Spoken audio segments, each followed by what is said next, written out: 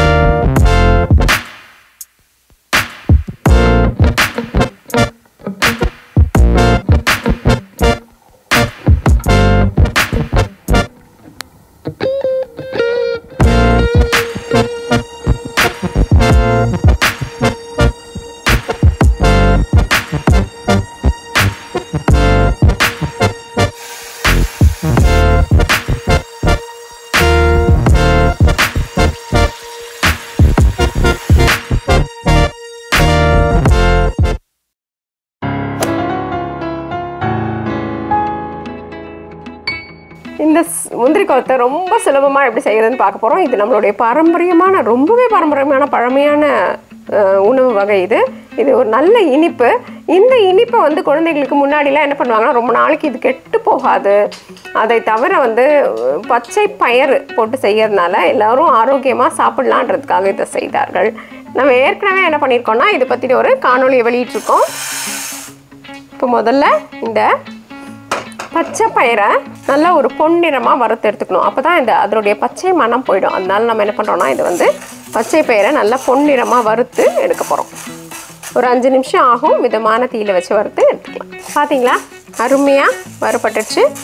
இந்த நிறத்தில் வறுபட்டோன்னே நம்ம இதை கொஞ்சம் எடுத்து ஆற விட்டுடலாம். மற்றும் தேங்காய் பூவையும் லேசாக வறுத்து எடுத்துக்கலாம். தேங்காய் பூ வந்து இது வந்து ஏற்கனவே உலர்ந்த தேங்காய் பூ உபயோகப்படுத்துறதுனால சட்டுன்னு வறுத்து எடுத்துடலாம்.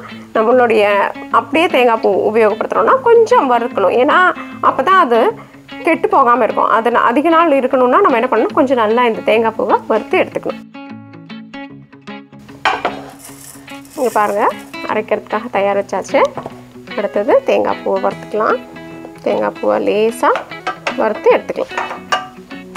3 அல்லது 4 ஏலக்காயை போட்டுக்கலாம். உங்களுக்கு இதனுடைய மனம் பிடிக்கும்னா கொஞ்சம் அதிகமாக போட்டுக்கலாம். இப்போ இது தயாராகிட்டு இருக்கிறதுக்குள்ளே நம்ம என்ன பண்ணலான்னா நம்மளுடைய வெல்லம் இருக்கு இல்லைங்களா, அந்த வெல்லத்தை லேசாக கரைச்சி எடுக்க போகிறோம். குறைவான அளவு தான் தண்ணி ஊற்றிருக்கோம். இதை எடுத்தோன்னே நம்ம அந்த வெல்லத்தை கரைய வச்சிடலாம். இப்போ லேசாக நம்மளுடைய தேங்காய் வறுபட்டுடுச்சு.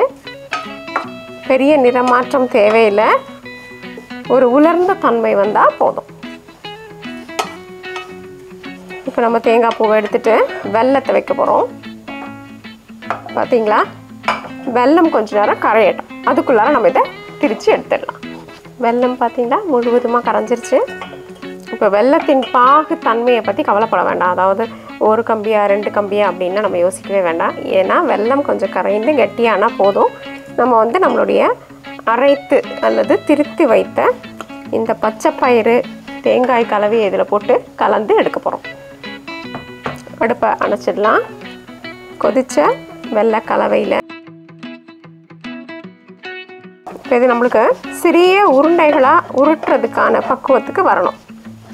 இப்படி வந்துருச்சுன்னா தயாராகிடுச்சின்னு அர்த்தம்.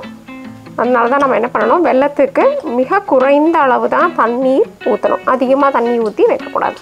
அப்படி தெரியாமல் அதிகமாக தண்ணி ஊற்றிட்டீங்க என்ன பண்ணுறதுன்னா அடுப்பை திரும்பவும் வச்சு கொஞ்சம் நேரம் கிளறினீங்கன்னா என்ன ஆகிடும், அந்த தண்ணீர் தன்மை போயிடும். நம்ம அதை அழகாக சிறிய உருண்டைகளாக உருட்டி எடுத்துக்கலாம்.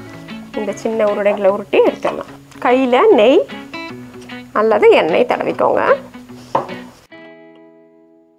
நம்ம முந்திரி கொத்தின் அளவை பொறுத்து தான் இந்த சின்ன உருண்டைகளை நம்ம செய்யணும்.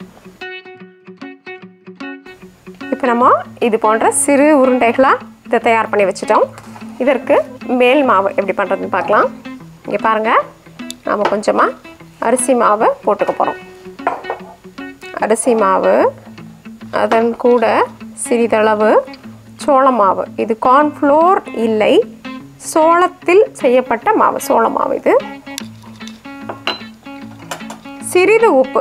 இந்த இனிப்புன்றதுனால நம்ம வந்து இது இனிப்பு வகைன்றதுனால நம்ம நிறைய உப்பு சேர்க்க வேண்டாம். ஆனால் எப்போவுமே மேல் மாவில் சிறிதளவு உப்பு இருக்கும் பொழுது அதனுடைய சுவை வந்து கொஞ்சம் நல்லா தெரியும். அதனால் சிறிதளவு உப்பு சேர்த்துக்கலாம். சிறிது மஞ்சள் தூள். இப்போ இதை நல்லா கட்டிகள் இல்லாமல் கலந்து எடுத்துக்கலாம். கொஞ்சம் கொஞ்சமாக தண்ணி சேர்த்துக்கலாம்.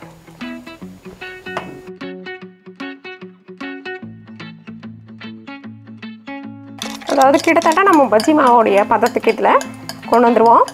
ஆனால் இதில் நம்ம எந்த சோடா அது போன்ற எந்த பொருட்களையும் நம்ம இதில் சேர்க்க போகிறதில்ல. ஒரே ஒரு தேக்கரண்டி நெய். பார்த்தீங்களா, மாவின் தன்மை இப்படி இருக்கணும்.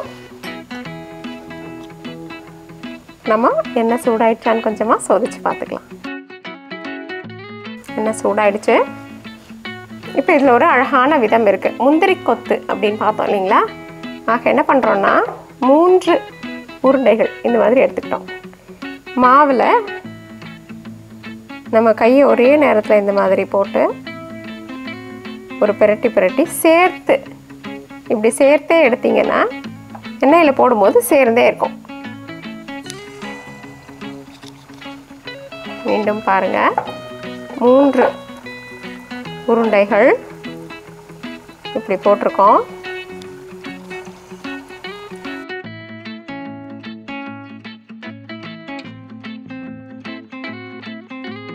இப்படி 3 கொத்து கொத்தா முந்திரிக்காய் போலவே இருக்கிறதுனால தான் இதுக்கு முந்திரி கொத்துன்னு பேர் வந்தது. இதை வந்து இப்படி 3 இருந்தால் அதிகமாக வீணாயிடும், நிறையா சாப்பிட முடியாது அப்படின்னு நினைக்கும் பொழுது ஒரு உருண்டையாகவும் இந்த மாவில் போட்டு எடுத்து பண்ணலாம். நம்ம பார்த்தீங்களா, நம்மளுடைய முந்திரி கொத்து நம்மையாக தயாராகிடுச்சு. நம்ம ஒத்தையாக போடுறது எப்படின்னு பார்க்கலாம். இது போன்ற நம்மளுடைய இது எல்லாத்தையும் ஒரு 4-5 எடுத்து போட்டுக்கோங்க.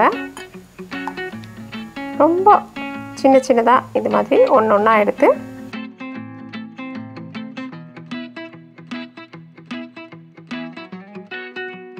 பார்த்தீங்களா, ஒத்தையாக நமது முந்திரி கொத்து தயார். என்ன நண்பர்களே, சுவையான இந்த முந்திரி கொத்தை சுலபமாக செய்கிறத பார்த்தோம் இல்லைங்களா. நல்ல முறுமுறுன்னு இருக்கும், அதே நேரத்தில் ஒரு மெத்துன்ற உணர்வோட ஆரோக்கியத்துக்கும் நல்ல இந்த முந்திரி கொத்தை செய்து பார்த்து உங்கள் கருத்துக்களை எங்ககிட்ட பகிர்ந்துக்காக தோசை பீட்சா என்றென்று உங்கள் நாவிற்கும் வயிற்றுக்கும் நல்லதொரு சுவை. நன்றி, வணக்கம்.